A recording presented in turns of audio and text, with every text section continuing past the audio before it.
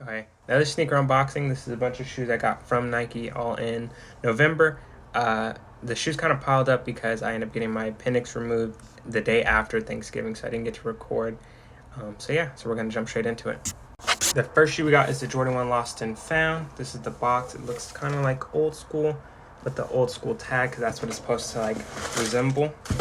It's supposed to give off like that authentic look, that mom and pop type look, like if you were gonna go buy it from a store.